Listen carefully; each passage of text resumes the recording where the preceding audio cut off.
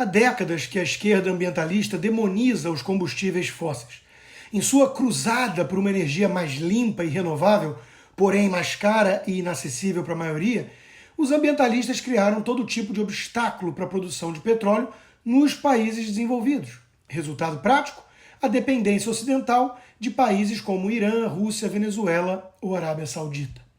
Quando o avanço tecnológico, como o fracking e o shale gas, permitiu o incremento acelerado da produção energética nos Estados Unidos, a política externa americana passou a ter a liberdade de falar mais grosso com esses estados agressores. A dependência econômica e energética é sempre uma espada na cabeça da diplomacia. Isso está bem claro agora com a Rússia. Joe Biden quer impor sanções pesadas sobre a Rússia, mas sem pagar o sacrifício maior doméstico. Não funciona. E para reduzir a dependência russa, o governo americano está flertando com um novo acordo com o Irã, intermediado pela própria Rússia.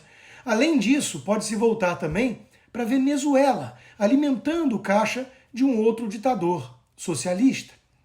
O ditador da Venezuela, Nicolás Maduro, sinalizou na segunda-feira a disposição de aumentar a sua produção de petróleo no seu país, hoje em 800 mil barris por dia, se os suprimentos russos forem mesmo excluídos do mercado internacional. E descreveu a reunião que teve com autoridades americanas no fim de semana como, abre aspas, respeitosa, cordial e muito diplomática. É duro, né?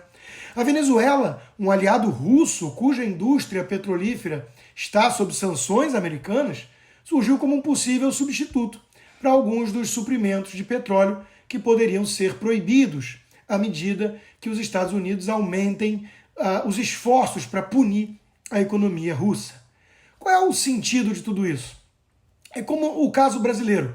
Não produzimos fertilizantes no Brasil para não prejudicar o meio ambiente ou manter reservas indígenas intocadas, tratando os seres humanos e brasileiros como mascotes de uma elite culpada. Mas depois nós compramos adubo de outros países, pois, pelo visto, prejudicar o meio ambiente lá de outro canto do mundo não tem nenhum problema. Tem lógica isso? A lição que a esquerda ambientalista tira dessa guerra é a de que devemos intensificar, acelerar a produção de energia limpa. Mas essa é a lição errada, na minha opinião. Primeiro, pois o resultado seria apenas lá no longo prazo, o que em nada ajuda na independência maior dos países ocidentais no presente. Em segundo lugar, pois essa energia é mais cara, e isso é um luxo que somente as elites podem ter, impondo um fardo excessivo demais aos mais pobres.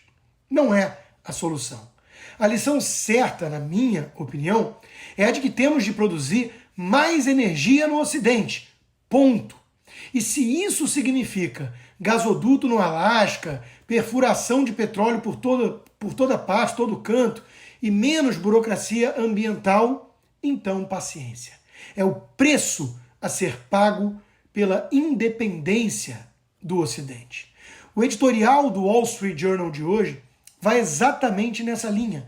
Chama A Bizarra Diplomacia do Petróleo de Biden. Subtítulo: Ele corteja a Venezuela e os sauditas, mas não os Estados Unidos ou produtores canadenses. O jornal conclui: os produtores de xisto podem aumentar a produção 2 vezes mais rápido que as empresas petrolíferas venezuelanas, e os lucros iriam para os Estados Unidos, trabalhadores e acionistas, em vez de uma outra ditadura. Lógico isso, né?